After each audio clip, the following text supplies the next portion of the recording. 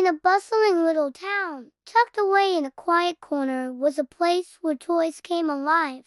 When the sun dipped below the horizon and the last human had gone to bed, the teddy bears climbed down from their shelves. The rocking horses shook off their blankets, and the dolls put on their party dresses. Among them lived a wind-up bunny named Tiko, who longed to join the nightly rooftop moon parade.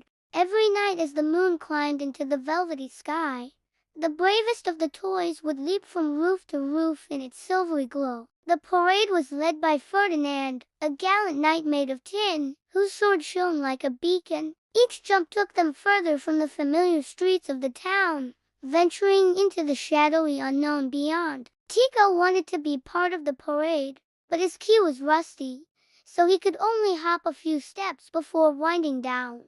Still, he never stopped hoping that one day he might be brave enough to join them. One night, a fierce storm swept through town. High winds rattled the windows and heavy rain poured from the sky, which worried the little bunny. The parade depended on a magical lantern carried by Ferdinand to light their way. But with the storm raging on, there was no sign of the knight or his lantern. As the first fat raindrops began to fall, Tiko peeked out the window. He saw Ferdinand clinging to the edge of a rooftop, battling against the wind as the lantern slipped from his grasp. It tumbled through the air and floated away. "I have to do something," said Tiko, his heart pounding. As the other toys watched in suspense, Tiko dashed to the door, flung it open and hopped out into the storm. The streets were dark and dangerous without the lantern, and Tiko knew he faced a perilous journey.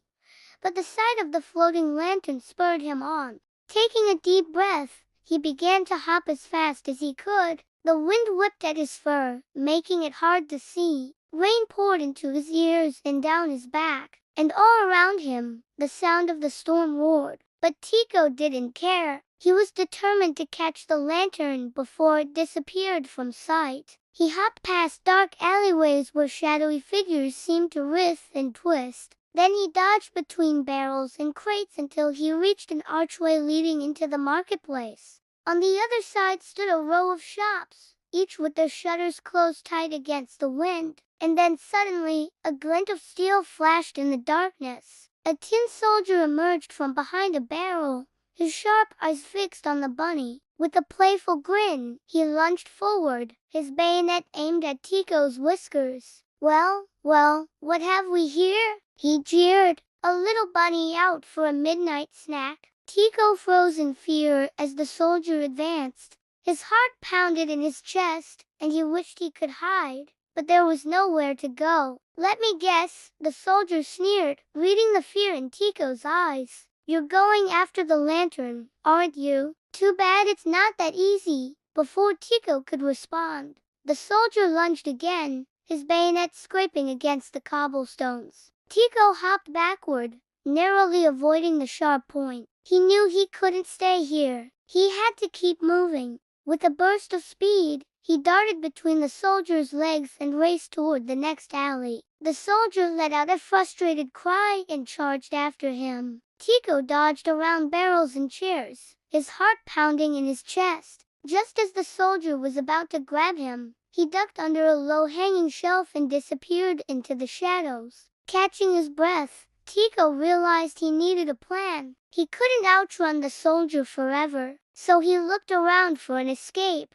In the distance, he saw a pile of boxes, and an idea sparked in his mind. With a sudden burst of energy, he dashed toward them, leaping over crates and weaving between stacks of barrels until he reached the boxes. He scurried up the side of one and hid behind a stack of packages, his heart still pounding in his chest. Just then, the soldier rounded the corner and spotted the bunny. "Gotcha!" he cried triumphantly. But Tiko was already hidden. The soldier searched frantically, but he couldn't find the bunny anywhere. Frustrated, the soldier stormed off, and Tiko let out a sigh of relief. But his moment of victory was short-lived. He knew he had to keep moving if he was going to catch the lantern before it was too late. So with renewed determination, he hopped down from the box and raced along the rooftops. Ahead, he saw a narrow opening between two buildings,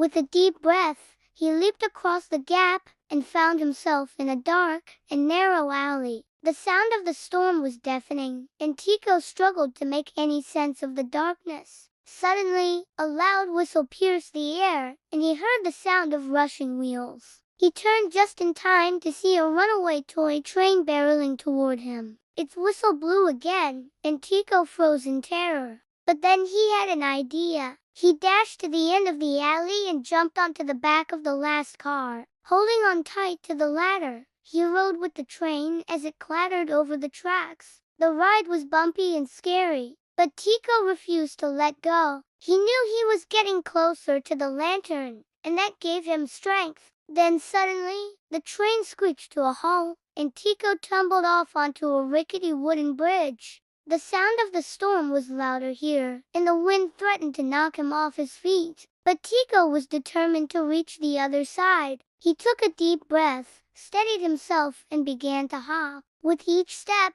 the wind snatched at his ears and the rain beat against his fur. But Tiko didn't care. He could see the lantern ahead, and it spurred him on. Just as his wind-up key nearly stopped turning, he spotted the edge of the roof. He took a deep breath, gathered all his strength, and leaped. He soared through the air, feeling the wind beneath his paws. For a moment, he was weightless, free from the weight of his fears and doubts. Then he landed on the rooftop and collapsed in a heap. He had made it. Panting heavily, Tiko looked back at the bridge. In the distance, he saw a faint glow, and his heart sank. But then he looked up and gasped. The lantern was right in front of him. It floated gently above the rooftops, its light shining brightly in the darkness. With renewed energy, Tiko hopped toward it, his paws barely touching the roof. He could feel the moonlight warming him, and he felt a surge of happiness. He reached out a paw and touched the lantern,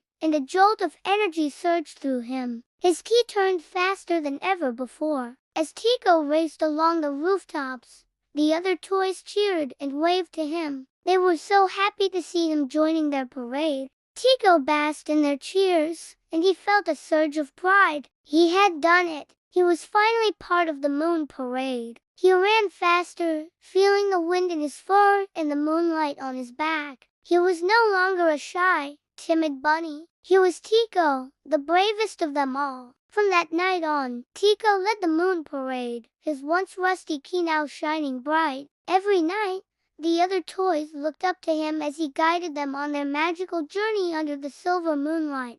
And as they danced and leaped from rooftop to rooftop, they knew they were part of something truly special. A band of brave toys who ventured into the darkness and brought light wherever they went.